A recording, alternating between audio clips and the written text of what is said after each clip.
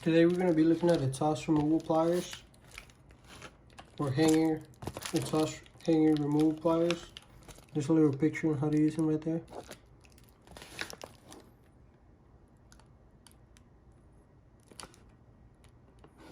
And there's basically what it does. That's the part number right there from Lisle. And I guess the part number again right there, and instructions again if you guys want to read them. Here are the pliers.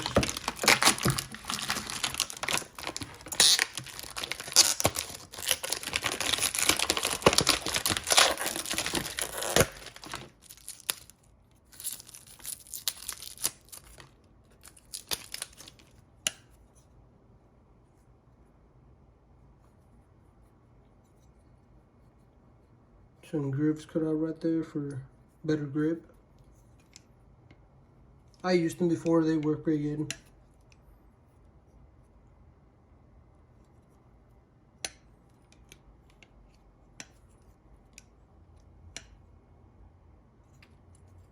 Here are the pliers.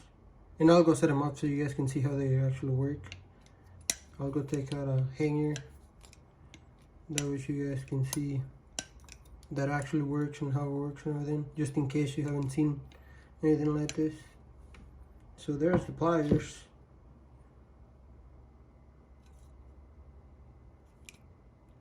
Made in the USA. And here's the part number again. Right there from Lisle. And that's a little picture of how they work.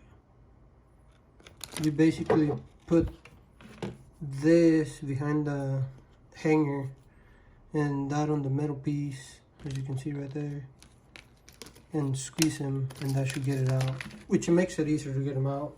And I'll go show you right now. I'll go set up the camera and show you guys. So I got you guys set up over here in a exhaust hanger.